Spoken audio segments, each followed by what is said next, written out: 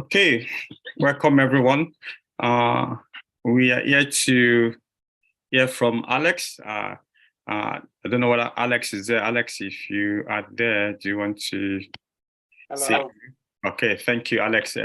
So yeah, I'll be anchoring this particular program this evening. So welcome everyone. This is kind of a show, I will call it, that you get motivated with different people, and they're going to be here for us to learn from them, know about their journey, how they become who they are. And I'm the host of this particular show, and with me is Pat. You're going to see Pat later. And we've got our guest this evening is Alex Sandiwana, who is going to be taking us his journey, how he has become what he is right now. I know Alex has got a very interesting story, and his journey is so peculiar. I want you guys to listen to how he was able to be that. A quick introduction of who he is, and so that we can hear from him. Alex is an MVP, and we'll have opportunity to hear what that MVP. Some people will think is minimal viable product, but I don't think it is anyway. But where exactly is MVP? But we're going to hear from him. We have 20 minutes to get through that, and after that, I would ask you guys to send your messages. We're going to also get some questions from the audience to see, so that we can be able to kind of answer your questions. Perhaps you are also here as well. You don't know how to take your route in the IT. Alex started from London Underground. He's going to share that. How was he able to move from London Underground, working as that? You might have met Alex before as a ticketing officer. He might be one of those that actually gave you a ticket. But he's going to share us on this particular journey. So I want you guys to meet Alex. Thank you so much, Alex, for joining this particular session. Yeah, and it's an honor to meet you and for you to be able to share your experience. If I may ask, who is actually Alex? How did you start? Yeah. Thanks, Deji. Thanks everyone for having me here tonight. So Alex Chanduwana, originally from Zimbabwe. So Zimbabwe is home.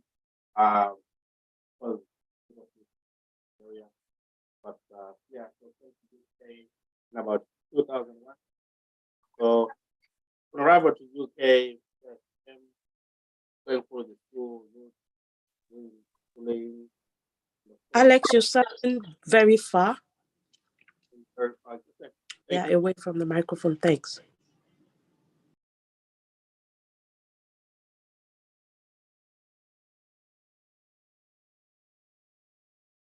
Is that better? Yeah, that's much better. Thank you. Okay, thank you. I was using a different system. I just changed it. Thank you. So you can hear me okay right now, right? That is yes, we can. Yeah. Okay, perfect. Yeah, so I'll just repeat again. Yeah, so Alex Chanduwana, Zimbabwe is home for me, Southern Africa. Came to UK around 2001, 2002 during secondary school. And during school, the goal was to be a nurse. For some of you who understand, around that time, there was also a huge drive to get nurses from Africa to UK, similar with carers and teachers they're doing right now. So yeah, came to UK. From my route, I came on a visitor's visa. So of course, when you come as a visitor, back then they used to give you 6 months and you have to go back home after that. But when I got here, enjoyed it and I didn't want to go back. So yeah, said, let's push on with the school. So while I was at secondary school, my first job then was after school. I had a part-time job at McDonald's. And that job was from 5 o'clock until 11 p.m. Then the following day, waking up to go to school. So that time, that's when McDonald's used to pay £3.70 an hour. And it used to make me so happy. And I used to get a free Big Mac meal in my break. So life was great. And one of the managers there, he's been working for McDonald's for 25 years. And he told me, McDonald's is one of the best companies to work for in UK. And yeah, coming from Zimbabwe, I will share a slide. I have a slide I'll share with you guys, and you can kind of have a see the journey. So yeah, go to the point. Yes, break time. I get to go in the kitchen, make my own burger, put a bit more flavor to it. And yeah, life was really great for me at that point. So after that, went to college. So I went to sixth form. So I went to Havering sixth form. For some of you who know Romford, I went to Havering sixth form. After Havering sixth form, I wasn't too sure about going to university. So at sixth form, I did study sociology. And after that, the aim was to try to be a social worker. But after studies, it didn't really resonate with myself. I thought it's not something for me. So I went to Havering College, not the sixth form, to study IT. So while I'm studying IT, at the time, things were really hard at home, and I couldn't afford a computer to use at home. So I was putting a lot of effort, and my lecturer back then, he went to the Saturday boot sale and he bought a computer for me, because he says to me, I can see you're putting in effort and I can see things are hard for your side, as you said. So there's a computer, go and use it. You don't owe me anything. So I said, okay, great. So yeah, went to do the computer stuff. All the knowledge I was taking here, like I said, the 6-month visa story hasn't finished at that point, right? So yeah, all the stuff I'm taking, it was difficult to then take what I'm learning into your work environment because of the fear where I'll get asked for your NI number for the paperwork. But one of the things which I can tell you here, if you're likely to be that person who might be in that situation or know someone in that situation, what I learned from this point is to be prepared. If they give you the papers tomorrow, where do you start? You don't want to start running around and say, oh, I got paper now, I need to look for something to do. So what I say to myself at this point is I'm going to keep pushing, and whatever happens, I'll get the papers. So learning. At some point around 2010, I kind of got to a point whereby I thought I've learned quite a lot of things. I've learned quite a lot of things in terms of IT point of view. So at that point, I decided to go for an apprenticeship. So I got a role for an apprenticeship at a specialist school in Chelmsford. So this school was a high school. They only teach IT at that school, nothing else. So I'm there, I'm the IT support assistant. The first month is gone. They haven't asked me for anything. Then the second month, their teacher said, Alex, we need your passport. We need to do your DBS check. Yeah, I said, yeah, I forgot it. I'm looking for it. I can't find it. That's week 1 down. Then week 2 come. At that point, I thought to myself, you know what? It's not going anywhere. So at that point, I decided not to go back again. Then I changed my phone number, and I also moved where I live because I'm now thinking they're going to be looking for me. So yeah, left that there. So what's next? So sat down again, and I said, okay, let's go and try somewhere else. So I went to get another IT job for a very small company. They used to do repairs, but yeah, at that point, they never asked for any paper. So after about 5 months, they decided to ask for it again. So at this point, I didn't even take any chances to give any excuse. The following day, I just didn't show up. I just left it there. So I had to sit down and say, okay, yeah, that's one. This is a number 2. What's next? So from my own point of view, I would say it took a bit of bravery. So I put all my certifications together. So this is where sometimes for those of you who are Christians, who believe in God, you understand God does wonders. So put my certificates together. I took myself to the Home Office. At that time, the office was at Old Street. I said to them, look, these are my certificates here. This is when I came to the UK. This is what I can do, but I need your help. I need your visa. So they looked at me, the guy said, are you okay? This doesn't really happen. People just bringing themselves here. So they set me in a room and they said, okay, sit there. I'll get my senior caseworker to come and speak to you. So we sat there, and then at that point they said, okay, we're gonna take you to a holding place. Then we can look at your case. So at that point, believe it or not, they hired a taxi from Old Street to Cardiff in Wales, which was about 3.5-hour journey.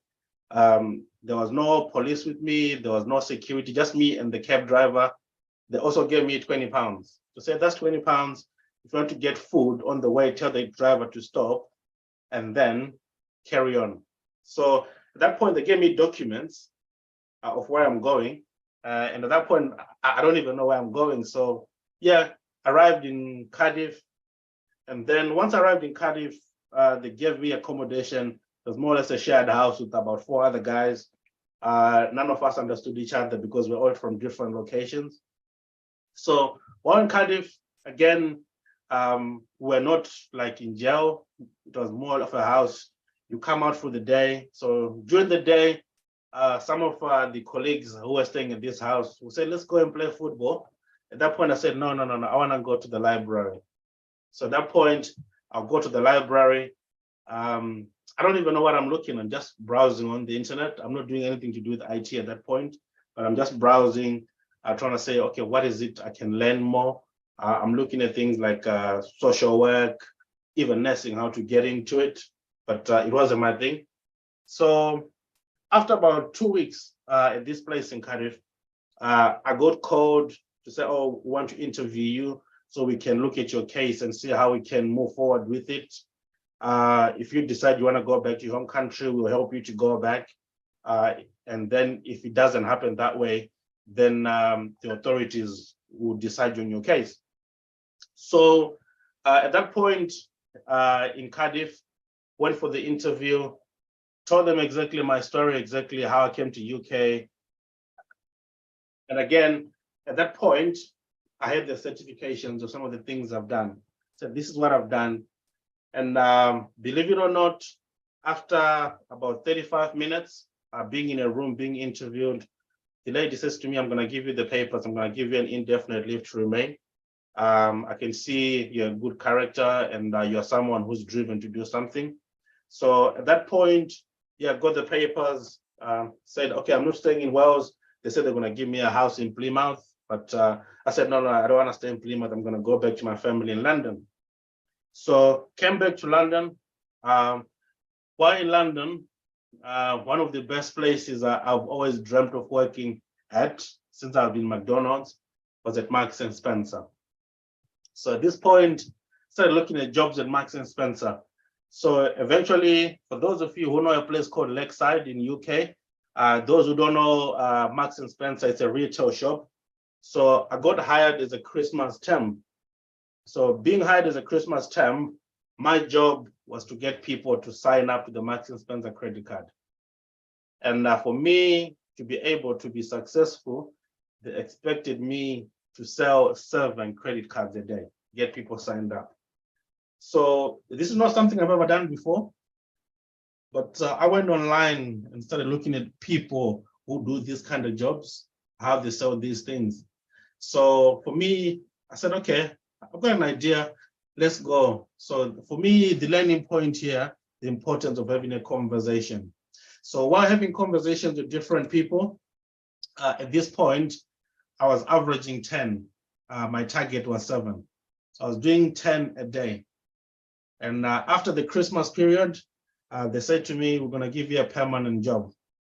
And out of all the places they want to give me a permanent job is on the ladies' wear, things I don't even understand. So I said, okay, yeah, let's do it. But one of the things I have to be honest with you, I'm not too sure what you expect from me here. So they said, okay, we understand where you're coming from. And it was a wrong selection process because they wanted not on the women's wear only, but it was on the laundry area where women get measured bras and things like that. And I was like, no, I can't really do those kind of stuff. So don't worry, go to children's wear, go look after children's wear. the boys section is your area. Go look after that. And you need to make sure things are in size order. So I said, okay, great. So think this point now, 8 months at Marks and Spencer. One of the things which then happens, they said they want to promote me. And I'm thinking, okay, what's going on here? So I got a promotion, and the job title was the frozen specialist. So what that means, being a frozen specialist, all the items in the freezer, it was my job to make sure they are stacked in there correctly. When the lorry delivery comes for the frozen stuff, it was my job to empty it. So at that point, I was really happy. I got promoted. I didn't realize how cold it is. So yeah, getting cold. So one of the days, I was walking home from Marks and Spencer and Lakeside. I used to get a bus. So go to Romford, saw some of the ticket people at the station in Romford. And one of the guys says, oh, I recognize you, you're always walking past here. So I said, oh yeah, I'll be just coming from work. Because that time I used to be really proud as well of my work. I used to walk around with the Marks and Spencer uniform with the name badge on top as well. So I had the conversation with this guy at Romford station outside. I didn't know this guy was a manager. So I said, yeah, I would love to do what you guys do, but I don't know how to get into it. So the guy says, that's my number. Call me on Monday. This was on a Friday. So on Monday, I called this guy and he goes, okay, yeah, he seems to be a very good customer service person. Would like to interview you with my other colleague. And this is what we're expecting from you. So he kind of prepared me for the interview. So went to the train company. And then this was now in 2013. No, 2012. This was now in 2012. So went there, and then I was based at Liverpool Street. So my job at the train company was to go on the trains, sometimes in uniform, sometimes without uniform, looking for people who don't pay their train fares. So this job had two functions. One of them is to look at the obvious one, and the second one was to look at the very, very clever ones. So when I say the very, very clever ones, those ones who go like for a year without buying a ticket. So yeah, so that was my job. In some cases, waking up at 3 o'clock in the morning, going to wait at people's houses so they come out. When they go to the train station, you follow them all the way to the destination where they're going, like gathering evidence for the court. One point or another, you then engage the police will come, then they'll make the arrest, you take your statement and you take them to court. So yeah, been to Liverpool Street, Manor Park, Forest Gate, Maryland areas, Seven Kings, Chadwell Heath, Enfield Lock, Tottenham Hale, Cambridge, Norwich. I've been to all those places.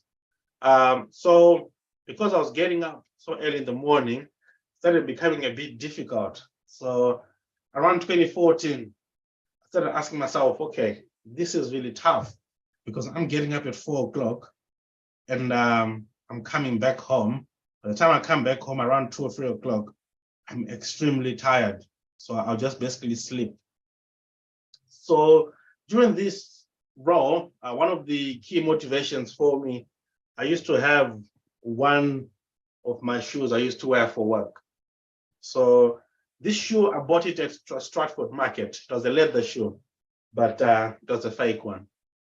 But in my head, it was real, there was no fake. So at that point, the back of the shoe, the heel of it, started falling off. And at the time, I was thinking, the little man I'm getting, if I go and replace a new shoe, is more costly. So the best solution here was to go into the pound shop and buy super glue. So get super glue, nail the heel, and then change the way you walk. So you're more dragging the leg, so the heel doesn't come off. So during that kind of process, I started asking myself, I was like, yeah, can I really do this forever, this job at the train company? I was like to myself, I can't be doing this. So this realization came when I was at Tottenham. And at the same time, the temperature was about -7 on that morning. And I was wearing gloves, but I was really cold. I was like, I can't be doing this forever, really, surely. So at that point, I just wanted to leave the train company. I didn't know what I want to do. But what came to light is some of the people I was finding, some of the people I was taking to court, some of them were IT people. So in having conversations with these people, I kind of have an idea, okay, these guys, the idea I had from speaking to them was these guys make money. That's the only thing I had at that point. I was like to myself, okay, I need to get into it. So I went online to look at some of the jobs, some of the training. So one of the training courses I came about at that time was 3,200. And that was for 5 days. So 3,200, yeah, it's a lot of money to put for something you don't know. So I said to myself, okay, forget that. I know they do IT, but let's use something else. So I went on Facebook. So once I went on Facebook, I just started messaging people. And from messaging people, I got to know who these people are. So I'm just going to share my screen. Deji, if you don't mind me sharing my screen. Yeah, so I just want to kind of give you an idea of exactly who Alex is. So what you can see on the screen now, this is a picture of myself. So if you can let me know if you can all see my screen. We can. Yeah, awesome. So this is a picture of myself back home. So this is the area I grew up, so in Zimbabwe. So it was a village. There was no electric. This whole buzz about internet did not exist in this area. So that was that was the picture. And then when we came to the UK, this is where we were. This is slide, what you can see here, it's a blank slide, right? It's deliberate. So on this slide here, it's just blank. We don't know what's happening. We're just in UK, but we don't know exactly where to go. So telling you that story where I was at the train company, I'll just go to the next slide. And this is what happened. So for some of you who use Facebook, this is how important Facebook became for me. That was before LinkedIn became a bigger tool. That was before Twitter was big. So I went on Facebook, started messaging random people. So I messaged 5 people. Out of the 5 people, 3 of them responded. This is one of the guys who responded. So this guy is called Martin van Berger. This guy is based in Austria. So he's a managing partner for an organization called Orbis. At that point from Facebook, you don't know who this guy is. So I'm just messaging him, this guy, asking him, I want to get into IT. So he started telling me some of the things in IT. So this is just one of the screenshots in 2015. So what happened here, this guy says to me, go and learn CRM. So what you can see here, the name CRM, for some of you who are doing the dynamics training, back then that was the name. We used to call it CRM. So at that point, the guy is sending me some links. I also came across another colleague, a person I call a colleague now. He's called Ben Vormer. So this guy was based in the US, and he also started saying, that's the link, go and read that and come back and ask me questions. So at that point, you're talking about, I'm in UK, the other guys in the US, Martin van Berger is in Austria. There's a time difference. He's also got a day job, right? And I said to this guy, I'm happy to pay him anything he wants me to pay him from the little I have. So during that conversation, what this guy says to me is, do not pay me any money. I want you to learn this, understand it, and there's only one way you can pay me back. So I said, okay, what's that one way? He says, that one way to pay me back in future, if someone asks you to share how you started or to share some help, go and help that person too. So that's where it started. So with this guy, Martin here, eventually it was over 6 to 7 weeks. of learning. Every single time I come from the train company, I will learn. Every single time I come from the train company, instead of sleeping, I'm like, okay, I want to do this. At that point, I was even more hungry. I want to learn this, I want to do it. So as time went on, I got an idea. So this guy, Martin, says, okay, if you're a bit confident now, apply for a job, but put your CV together first and send it to me. So put my CV together. At that point, I think I had about 7 pages on my CV. Most of it, it's about my school. Most of it, it's about what I've done on the train company, McDonald's, Marks and Spencer, even in the warehouses too. So I sent it to this guy. This guy replied back to me. He goes, look, I really want to help you. I want you to succeed. But what you have on your CV, I don't want you to take it personal, but it's absolutely rubbish. Don't take it personal, but I'm being honest with you. I want you to get somewhere. So take it back. I want to see your CV with 1.5 pages. You're thinking I have 7 pages there. I don't know where to start. So this guy says to me, there is a template of my CV.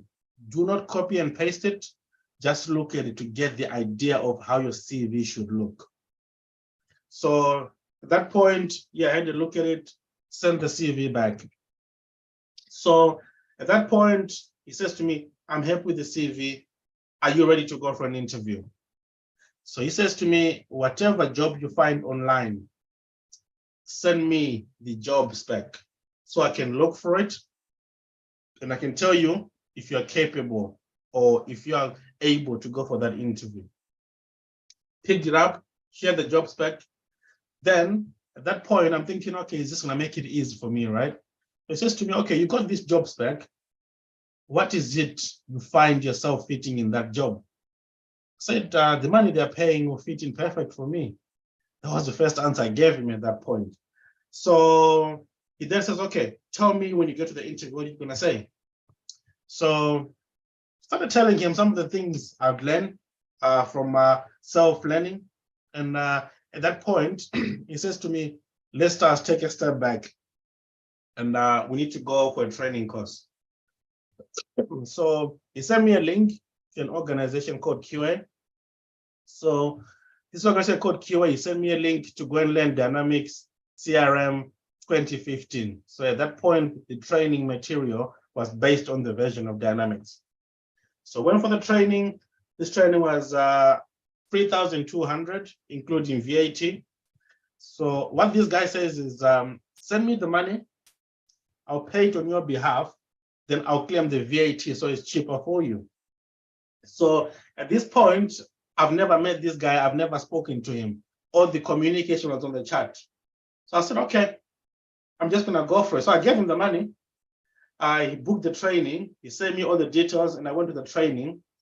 And in the training, they were teaching us for 5 days. Each day had a book this size.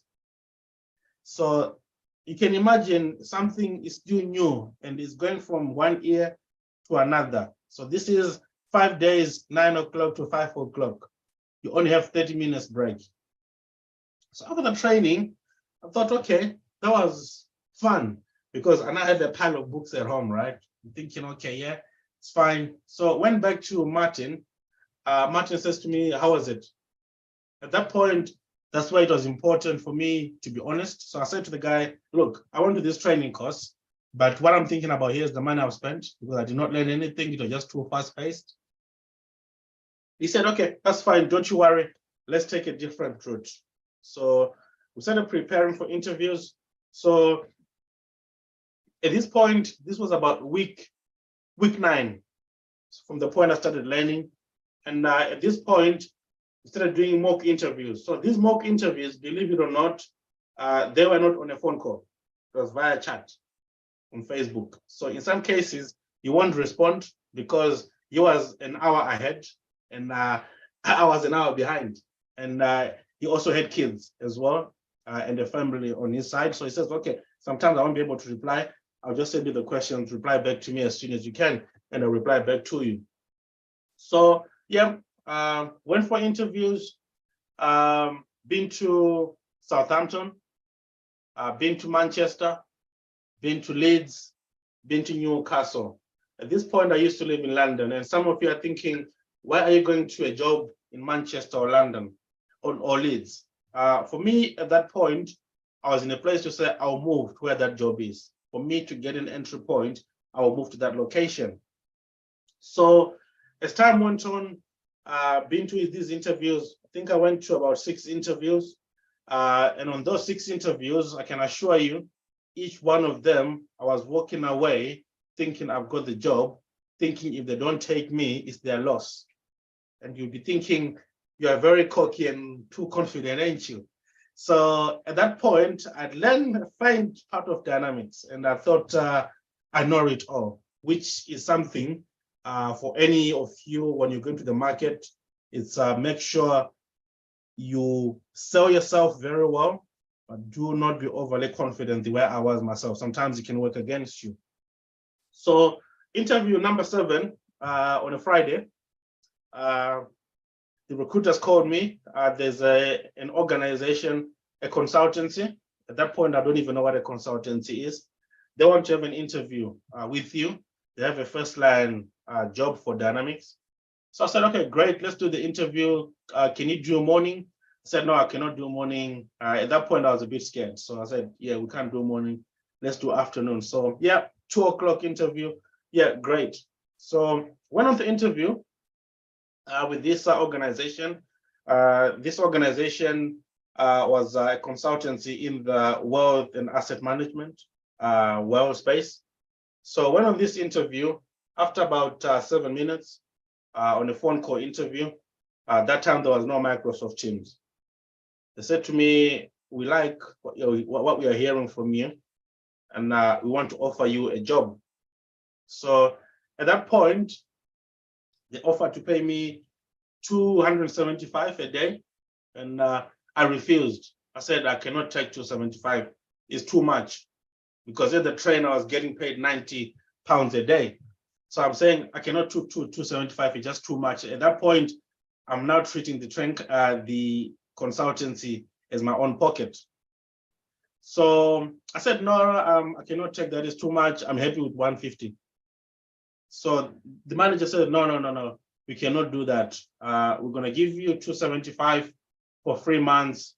Then after 3 months, if everything's fine, you become permanent. So yeah, so they said, okay, are you able to start on Monday? So I said on Monday, I cannot start because I need to do handover for my previous job. Of course, at that point, I was really scared. So that's why I said I can't do Monday. So I said I can do Tuesday. So they said, okay, come on Tuesday and you start at 10 o'clock.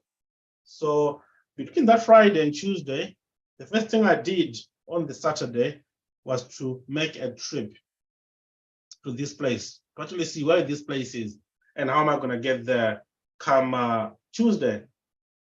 So at that point, from the train company, I didn't even give a notice. I just said to them, I'm leaving. I've had enough of this. I need to leave with immediate notice. So got to the job on Tuesday. So once I got to the job, they said start at 10 o'clock. I can assure you at 8 o'clock, I was there in the morning. There's no one. The office is too locked. I waited outside. So eventually we got in. The hiring manager then arrived as well just after 9:30. And then they went to show me the desk where I sit. And then next to the other side, there's another person who sits there. Behind the desk, that's where the hiring manager sits. So everyone then comes in, it's now 10 o'clock. The manager now says, oh, Alex, we need to do an introduction to you, to the team. So remember, I told you I interviewed for this job as a first-line person, right? So at this point, there's introductions being done here. And these introductions is not first-line anymore. I'm now being introduced to the first-line people, said, if you have any issues, Alex is your person who'll fix everything for you. So at that point, the temperature rose in my body. I'm now scared. I'm thinking, what's going on here? These guys, I'm meant to be learning from these guys, but now I'm now the person to help them. So I now got a piece of paper, one of these like this. Alex, that's your credentials to log into your computer. You got 2 monitors there, and that's your laptop there. So fantastic. I'm happy at this point. Now the screen is blue, right? How many of you have tried to log into a screen in a corporate environment and the screen is blue? If I can just have some yeses, people have seen something like that.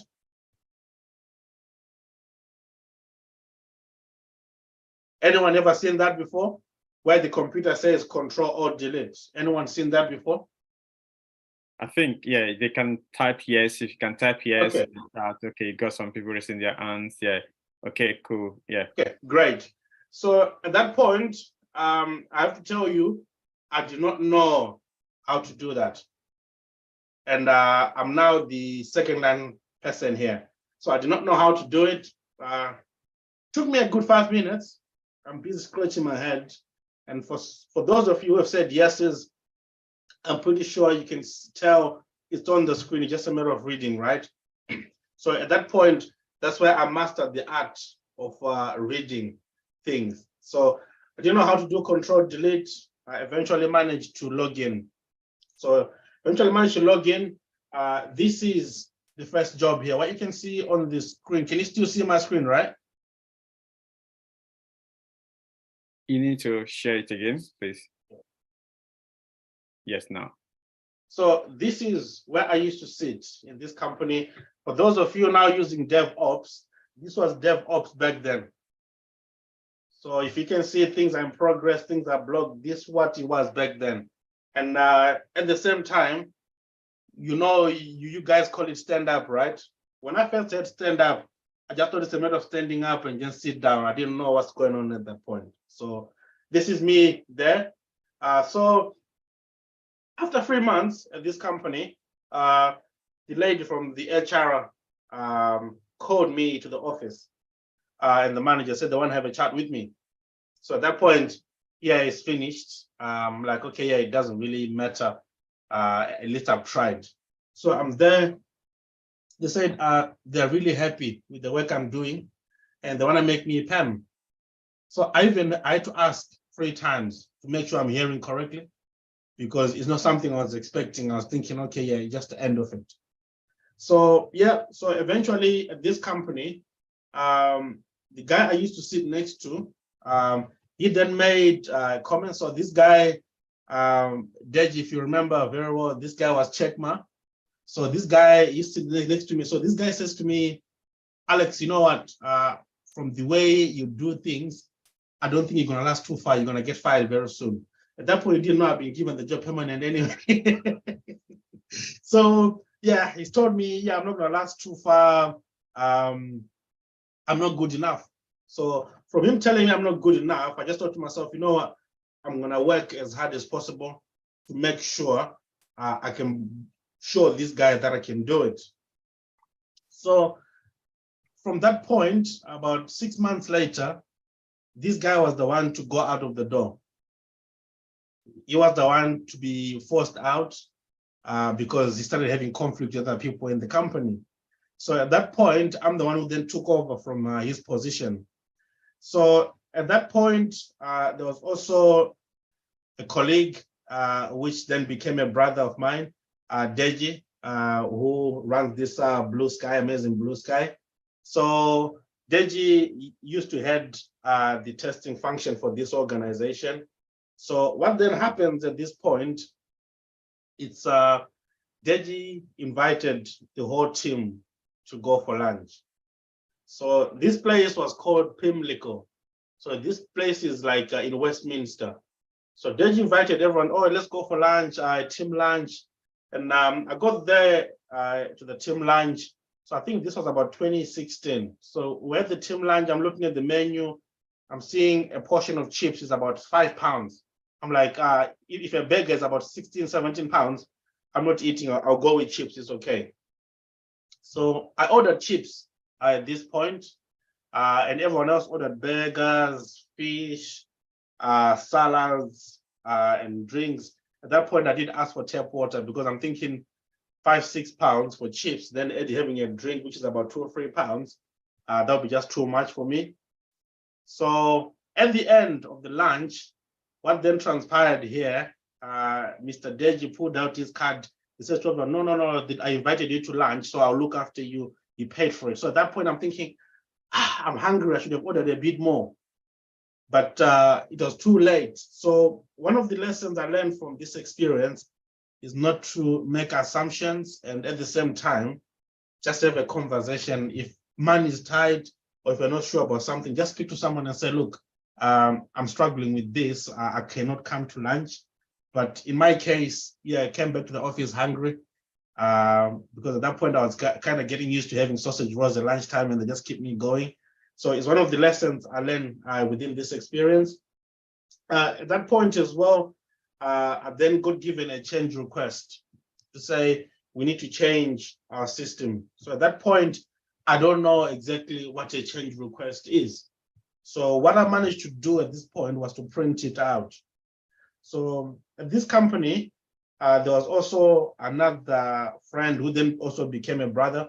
So this guy was called Elijah. So Elijah is another guy who worked there, is from Nigeria. So I'm sitting outside, I'm scratching my head, I'm thinking, this change request I've been given here, I don't know where to go, I don't know where to start. So at that point, Elijah says, don't worry, come with me, bro. I'm gonna go and show you what needs to be done, and I'll help you to do it. So at that point, yes, managed to do it, and then I was comfortable going forward. So eventually, at that point, Mr. Deji left for another higher role. And then I think a month later, Elijah also left. So at that point, I'm thinking, what's going on here? Deji's left, Elijah's left. Things are going to be a nightmare. So Elijah's now called me. He says, Alex, I think you now know quite a lot than you think you do. I want you to leave the job. So I said, no.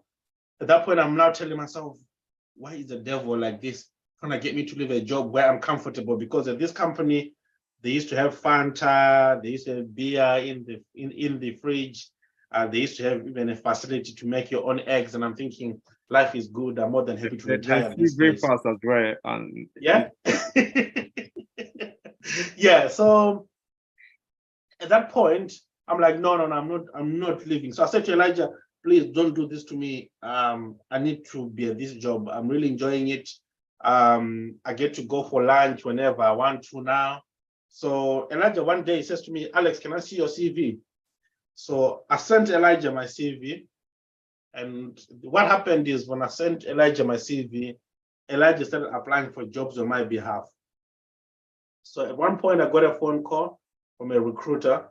And then at that point I had the phone call. The recruiter says, the company wants to do an interview with you.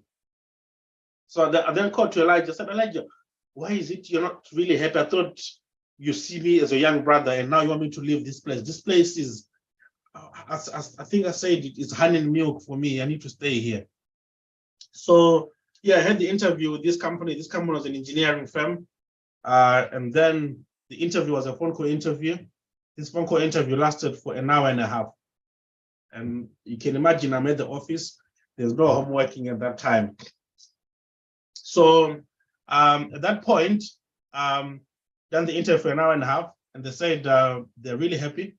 They want to do an in-person interview, and the interview will be for 3 hours. They want me to show my practical skills, and they want me to understand exactly my knowledge. At that point, I'm thinking, yeah, that's going to be difficult. I'm not going to do it.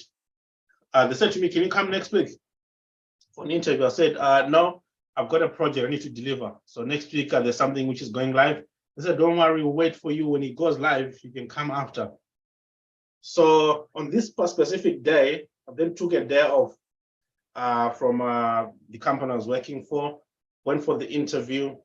And then once I got to the interview, yeah, there's now 6 people on the panel in person. We're sitting in a meeting room. And then they started talking. So what was interesting, because I was scared to go for this interview, the first hour, we were talking about family life. So nothing to do with tech. We're talking about, oh, how many are you in your family? Do you have any kids? Are you married? What kind of things you normally do, social stuff. Then the second hour, they started talking about education in general. So what then came out of this place here is in the interview, one of the people asked me about the college I went to. So I mentioned Havering College, and they asked me about one of the streets, which is just outside Havering College. So I think at that point they're thinking, let's just make sure this guy is not lying to us, right? So the guy says, yeah, that's where I live. I was like, okay, small world. So yeah, then the last hour, that's when we're talking about the technical stuff.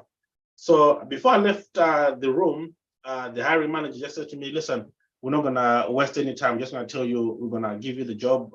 We're really happy with what you're giving.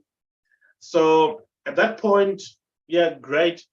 But again, going back to the Elijah story, I'm not really convinced I need to leave this company, because this company, this consultancy company, it feels like home to me. I'm like, okay, I cannot leave this place. This is where everything is. So what then took place at that point was to think, okay, what's next? So I then said to myself, okay, I'm gonna give my notice and I'm gonna see exactly what happens. So I gave my notice, then the company says, no. We really like your work here. We're gonna give you a pay rise. So started speaking to people. I did ask Elijah, I reached out to Deji. I said to Deji, this is the situation I have here. The other company is offering this amount of money. Here they're offering a pay rise. And he goes, listen, if you take the pay rise, what these guys will just think is you're just there for the money than to actually deliver for them. And at the same time, the other company is paying you more money anyway. So yeah, stuck with the decision and then moved on. So went into engineering. So that engineering job from that, that was, I think, 2016 into 2017. And then from 2017, I decided to just go in the contract market. So working in the contract market, non-for-profit organizations, finance, education, government agencies, all different. I think I've worked predominantly in most of the sectors now. But what's important on this journey kind of reflected a bit. And then during that reflection, that's when I thought I need to give back some of my time to the community.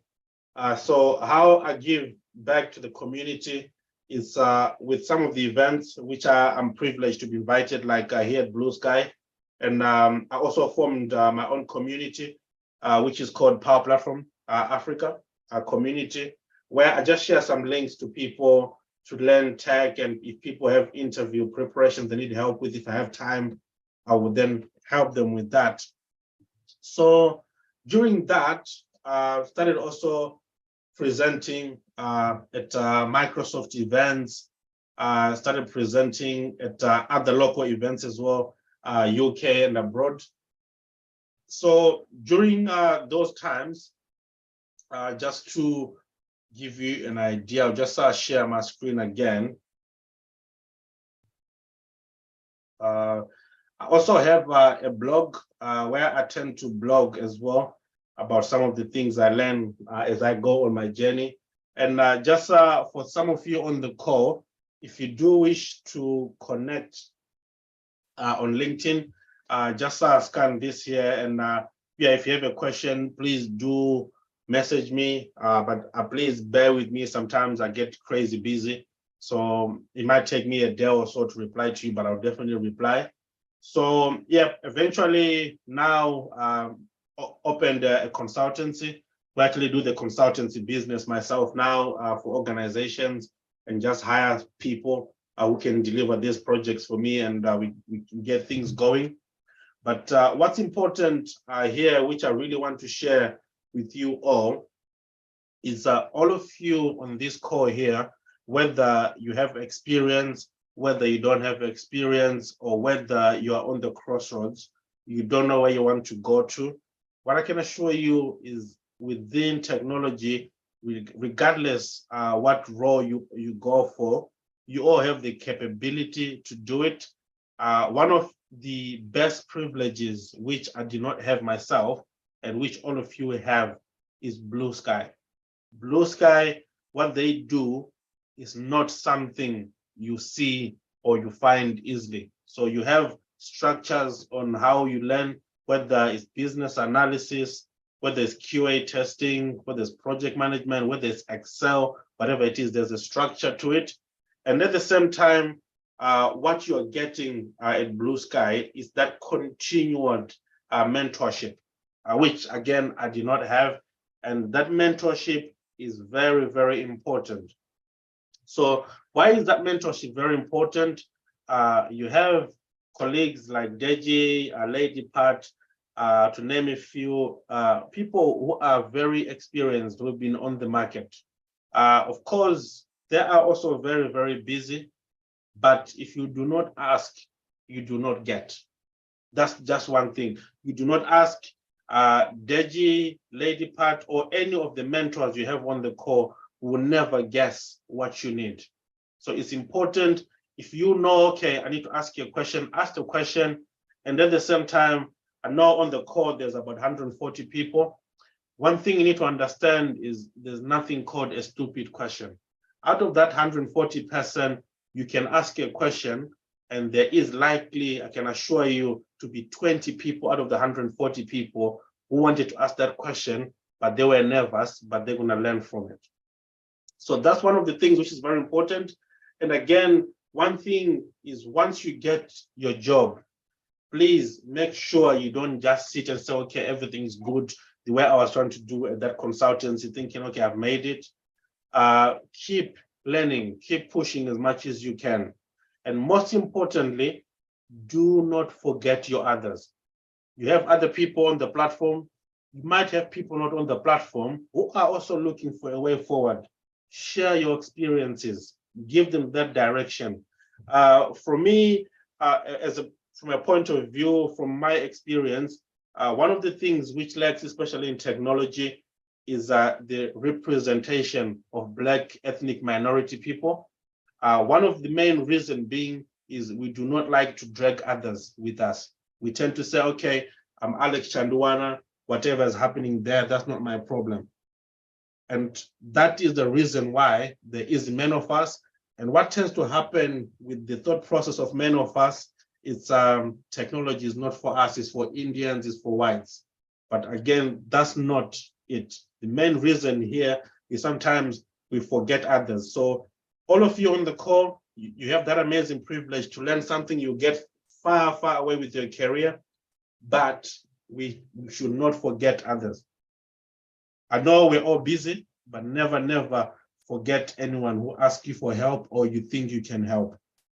So as part of these talks I do in the community and helping others, I was fortunate in 2021 to be awarded the Microsoft Most Valuable Professional Award. And what that award entails, it gives myself or peers alike, so there's just under 5,000 of us in the whole world, and we get the privilege to interact directly with the engineers who make this software for Microsoft. We get insights on where the direction of travel is when it comes to tech.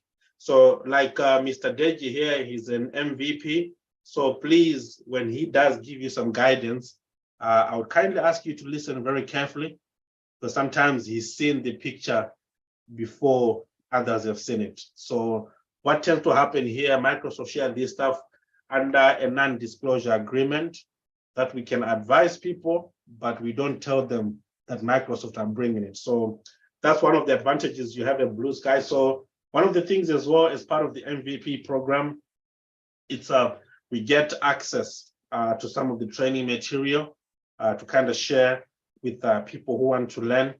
And at the same time, in the event you ask me something I do not know, we also have access to other people who know these things. So there's no point where we ever get stuck to say, okay, it's now a roadblock, it's not going to happen. So there's quite a lot of benefits with the Microsoft Most Valuable Professional Program. And again, this is not to say there's under 5,000, none of you can do it. Again, nothing is impossible if you want it to happen. That's just one thing all of you need to keep in mind. It's only impossible for that person who is not hungry for it. So in short, what I'm trying to say here, you can never be hungry when you have food on the table. So your table here, lots of learning materials, lots of support, lots of mentorship. It's up to each and one of yourselves, including myself, to keep utilizing those resources and to keep also helping others. It's very, very important. I'll always emphasize it. Let's never forget others, because it's very easily done. I've seen it so many times. Oh yeah, I've got my foot in the door now. I don't care anyone at Blue Sky. You should care about them until whenever you don't have the capacity to care for them, but you should always care for them. So on that note, for anyone, like I said, who wish to connect, please do connect. If anyone has any questions for me, please do let me know. More than happy to answer any questions. I'll tell you openly as it is, and hopefully it can help somebody. Thank you so much, Alex, for that. I think we are right on hour, to be honest. So I thought it's going to be shorter than this, to be honest, but I know you got even a lot in there that you've not actually said anyway, but maybe we'll still bring you up again, actually. But I know there are some questions on the chat, but I'm going to give Pat opportunity to kind of ask some of the questions she's got, if one or two, if that's okay. Yeah, so Pat is the co-host for today as well. So Pat, are you there? I think you are muted. Yeah, okay, cool. Oh, yes, I am. Can you hear me? Yes, no. Yep. Thank you very much for that, Alex. One of the questions I wanted to ask, I think you've touched on them, but this one is really important. At what point did you decide that IT was the way to go, that there was no going back for you? Okay, yeah, great question. So at the point I was working at the train company, I also had a young daughter. And what we have one saying we have back in Zimbabwe, and this saying is, if your child asks you in front of a group of other parents, Dad, what do you do for work? What are you going to say to that child? One is going to say, my dad is a doctor. One is going to say a pilot. One is going to say this. What are you going to say? So that question played a lot in my head. And I said, I can't say I'm a ticket inspector, surely. Because one of the things which we also emphasize from the background from Zimbabwe is what we set ourselves in the direction is what our kids take inspiration from. So from some of these jobs I've been at, McDonald's, at the train company, I've kind of seen there's a lot of relationships, auntie, cousin, that's my brother, that's my sister. So is that inspiration these people are taking? So again, I thought to myself, okay, surely I cannot inspire my children to come and work in the cold. And at the same time, my job at the train company, in one occasion at Ilford, one of the passengers pulled up a knife, and they said to me, look, you're a black guy, I've got a knife here, I don't want to harm you, leave me alone. So from that experience, I said to myself, okay, this guy, he decided to talk to me. If he didn't decide to talk to me, he could have either stabbed me with that knife. He had a big, long knife like that. He put it back in his trousers and let him go. He walked away. So at that point, those things came together. I was like, okay, I cannot do this at all. So when I then started learning, although most of the stuff I was learning here, I was not understanding it. And like I said, when I left the train company, I got the job off on Friday, and then Tuesday I'm gone. I did not give any notice. They even said to me, you need a reference from us. I said to them, I do not care. You keep your reference, I don't need it. So at that point, I was like, whatever happens, happens. So when I got my first job, I didn't sleep until about 3 o'clock, 4 o'clock in the morning, researching, trying to understand exactly what is it when people are talking about a stand-up, when people are talking about things in a blog state, when people are talking about requirements, what are they talking about? Because it's things I did not learn from the beginning. So that's why most of these students here are privileged, because you're understanding the analysis part of it, the terminology, Scrum, Agile. For me, all I knew was just CRM. So at that point, especially the second day, I had a question from a customer for this organization. And the question, if I look at it now, it was a very simple question, but I found it difficult to a point of saying, I'm not going to come back tomorrow. But again, at that point, I put all my trust in the Almighty God. So again, praying, asking questions. I can tell you, the 3rd month into the job, I went to a Microsoft event and I sat right at the back of the conference room because I did not want anyone speaking to me. I'm just thinking, I just want to understand what these people, what actually happens with these things. So again, it was the point of realizing to say, the only way here is to go forward. So that's exactly why I said, you know what, I'm not going back. It got to a point, even some of my close friends, they said, oh, Alex, you're taking a risk. You have a young child here. You should not take that risk. And at that point, I just say, look, if it's meant to be for me, to be for me. If it's not, we'll try and keep going. Thank you so much, Alex. I know you got some questions on the chat. Some people asked about the Power Platform.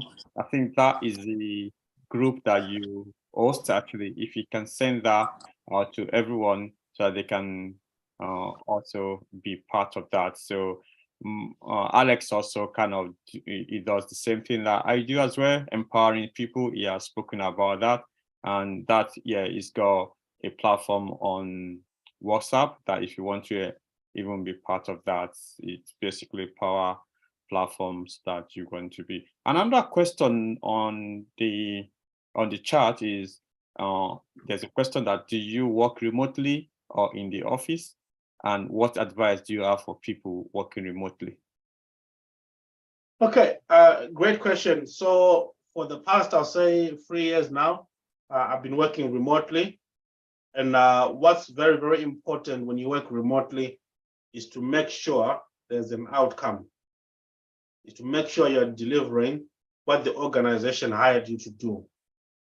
Most importantly, as well, while working from home, make sure you have enough breaks. Don't say, okay, I'm not traveling, so I'm going to put all the hours in to work. Whether it depends, you taking a break, you walk outside, you have some fresh air, come back to it, great. But do not kind of squeeze yourself in there because you also suffer from burnout. So when you're working from home, make sure, one, you're delivering what the organization. So even if you deliver and you don't work for the rest of the day, it's fine, but make sure you're delivering what they ask you to achieve. And the break side of things is also important. If you decide to do a bit of additional work, which is great to be proactive, but it's not something to overdo all the time, because sometimes organizations will think it's a given. This person can always stay until late. There's nothing wrong with that, but it should not be always. And at the same time, you gotta look at your pocket as well. If you want you to work, they need to pay for it. Thank you, Alex. And also, Jubre actually kind of commended you that this is very interesting and inspiring life story, which I totally agree, to be honest. Every time I listen to you, you actually inspire me as well, even though I don't know that I did actually make any benefit to your life when we were together. That was almost 10 years ago. Yeah. And another question from Jinika was, so what happened to your relationship with Martin? Where's Martin now? Okay, so great question. So Martin, he's now the CEO of this company called Orbis. We moved our communication now from Facebook to LinkedIn. It's more of a professional relationship. And one thing I did not mention with that relationship with Martin, when I went for interview number 5, he said, if it's becoming difficult, let's go for plan B. And plan B is for you to learn German, and I'll give you a job to work in UK at my company, but you need to be able to speak basic German. Yeah, from where I came from, learning German was just a different whole thing together. So I said, look, I cannot do it. But I do speak to Martin, and when we go to conferences, we make sure we make time for each other, just to catch up, say hi. Last time I met him at a conference, brought a box of chocolates to say thank you. But what he then did at that point, he was really grateful, but says, no, you should not be doing those kind of things. You should be happy with yourself that you gave everything you can to get somewhere else with it. Thank you so much. I think all of us, we need the Martin in our life, actually. We need, yeah. So Alex, maybe you are the Martin, so some people, and Martin's already kind of mentored you. You are also doing the same thing. And that what actually brought the MVP, when you give to the community and you are able to, yeah, you are not holding back. One thing that's so common before now in the Black community is the fact we head back actually knowledge. We don't want to share. We don't want people to know what we are doing. But I think that is changing right now. We are actually changing this paradigm. We are having that, actually making sure that, yeah, we empower people around us. And Martin has done that for Alex. Alex is doing that for other people. I'm also doing other people as well.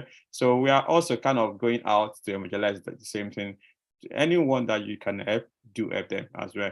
So, and yeah, there is also a question here, which I think it's along what I said. What are the requirements on becoming an MVP? So being an MVP, that's a good question. One of the things I'll say is the aim should never be to say I want to be an MVP. The aim should be to enjoy what you do. So if you enjoy what you do, whether it's through technical sharing, whether it's blogging, whether it's mentoring others, is the most important part. Making sure if you are mentoring somebody, they're going to get into an employment at some point or another. If you're writing a blog, just share it with everyone else. But if you're so good, just say, I want to be an MVP, basically what that means is you get the MVP title, then you then just close BlueSky Citadel because it's got MVP title. But it's about enjoying what you love. So if you see Mr. Dej, he enjoys what he loves. Today's a Sunday. Today you could be spending time with his family and resting. But again, he enjoys what he does. It's not just Sunday today. Every other night there's a class, he's there. So it's about enjoying to say, okay, this is what I love. I'm going to just give as much as I can. Of course, sometimes we get tired, but in life, or things you love, you can never get tired. You always keep pushing. So that's one key thing. If you're looking to think of MVP, is keep doing what you enjoy. But if you set a target to say MVP, you're gonna stress yourself out. You're gonna have a burnout because you have a target. You say, oh, I want to get MVP. But if you just, for me, from my own point of view, the idea was just to say, I want to give back to the community. And then people notice as well, anyway, what you're doing. And then from noticing what you're doing, you get picked up from that. Yeah, thank you, Alex. That is really, really profound, actually, because you know you didn't actually set out to be an MVP when you first started. I didn't even know what MVP. Just do what you do it best, and then you get noticed about that. That is really, really profound, actually. So, and yeah, that's why the number is not that big. Only 5,000 worldwide. In the UK, it's only around that 500 professionals. That is that. Like Alex said, we got to see what Microsoft is putting out before other people see it. And we also get to kind of give feedback to Microsoft as well. So technically, we're working for Microsoft, but it's actually free. But you get a lot from it, actually, which I think it is really, really good. So thank you so much for sharing. Another question here is, which QA did you do your CRM training on? Yeah, so it was the QA Training Center at Liverpool Street, just the other side of Bishopsgate. Okay, so I think that is a place that you pay 3,200. Or yeah. What year was that? 2015. 2015. So that's where even it's really amazed. I'm really amazed that 2015. I still have the receipt to always keep it to Wow. reflect back on it.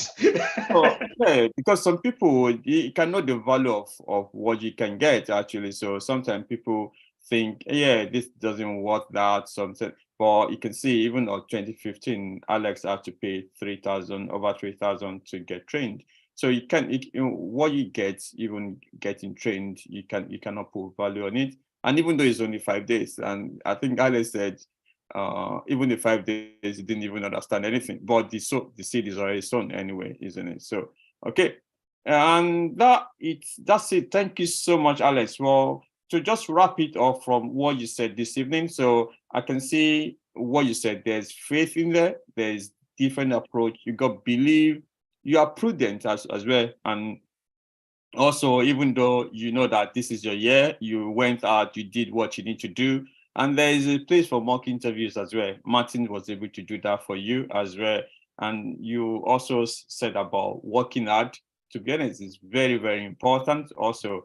And you mentioned the fact that you shouldn't make assumptions, yeah, I think, about people. So this is very, very important. What you don't understand, please do ask.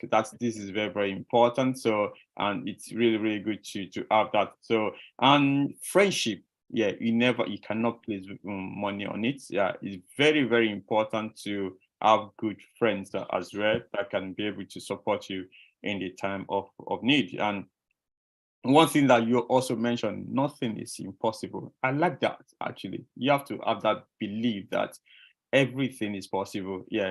So, which is very important. And the last thing that I heard is that actually struck me when you said you cannot go hungry when you have food on your table. Basically, you need to get hungry now. You need to empty everything if you want to learn more. Actually, this is very, very important. So I want to say thank you for coming. I think there's a question that actually came quickly, which I want to actually read. There's some recommendation. There's some, yeah, it said don't get tired of things, enjoy, Alex. So that's another thing. Yeah, don't get tired. So I think there's a lot of words that you actually put in there. So and Felicia also says such a wonderful life story. Thank you so much for allowing us to see through your experience. And question is like, what advice do you give to someone who is new and has a job that seems higher than his or her experience? Yeah. What would you advise that someone? Okay. Yeah, that's a very good question. So if the job requires more responsibility or more technical know-how than what you have, the first thing is don't get scared. Don't run away. Do a self-reflection. Take a piece of paper. Many people prefer to say, oh, I'm going to put it on my phone. In this case, take a piece of paper, write it down, say, okay, this is what I'm finding difficult. This is what I'm not so sure about. Once you know what the problem is, as we all know, there's no problem without a solution. So once you have that piece of paper, from my own experience, what I tend to do, I always stick it on a wall. So I'll look at it. Up to now, I still do those things where I know, okay, I'm not too sure about what is expected out of me from here.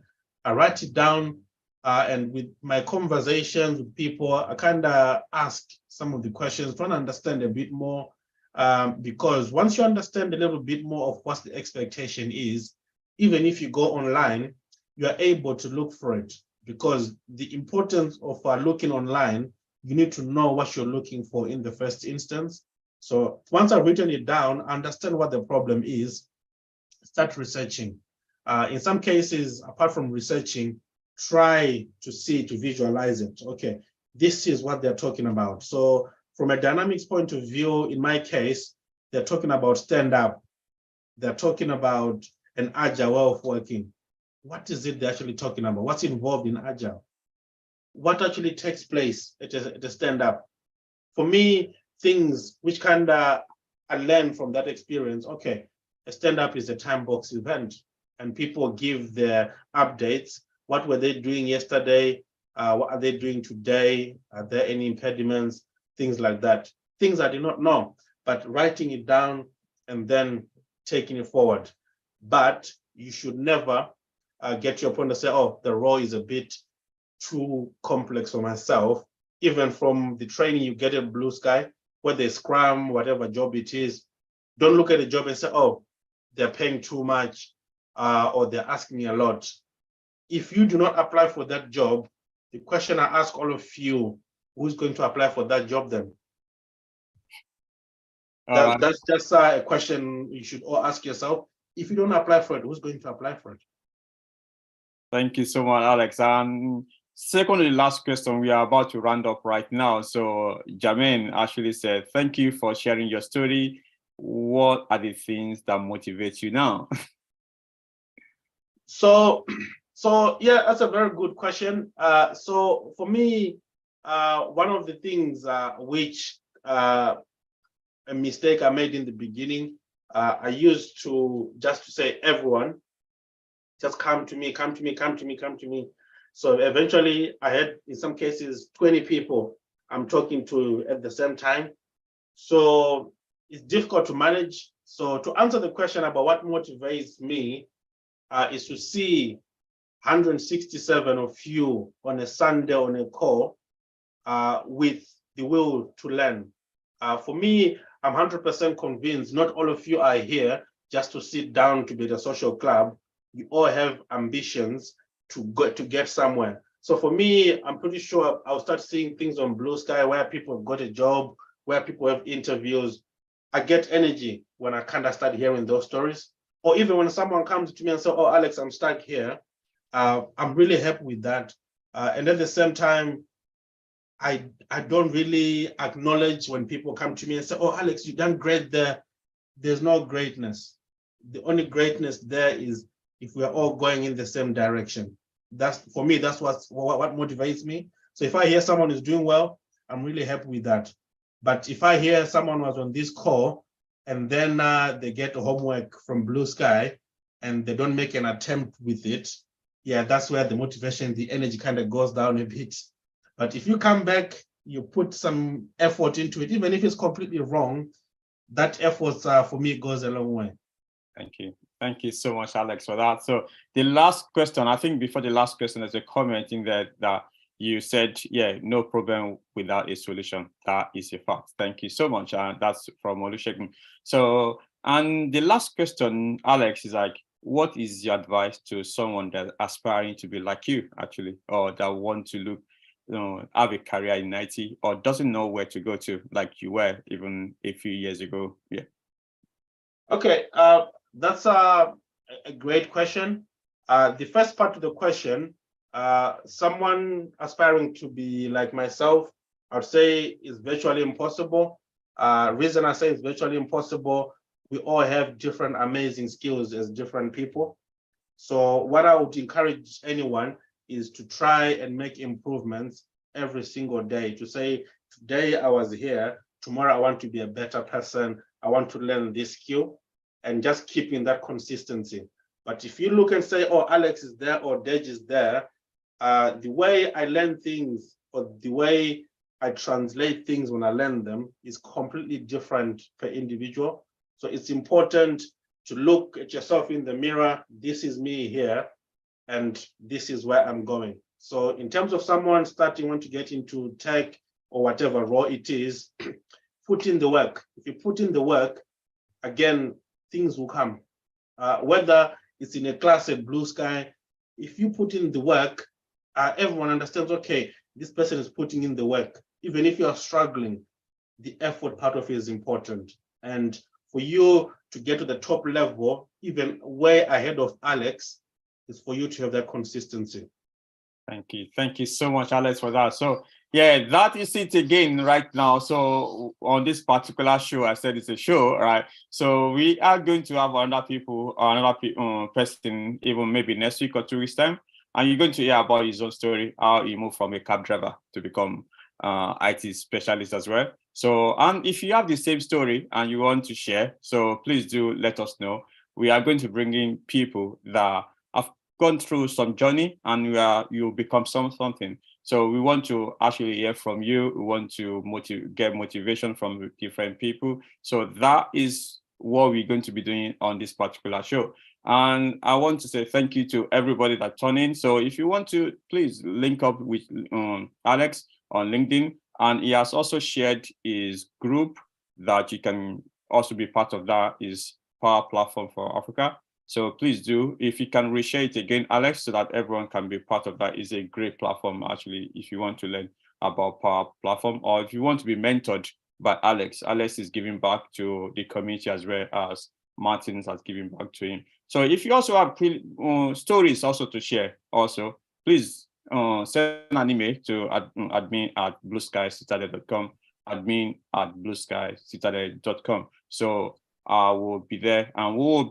have you on the show as well. Thank you so much, everyone, for tuning in today. Thank you, everybody. Have a good night. Yeah. Thank you so much, everyone, and keep pushing. Thank you. Cheers, everyone. Thank you.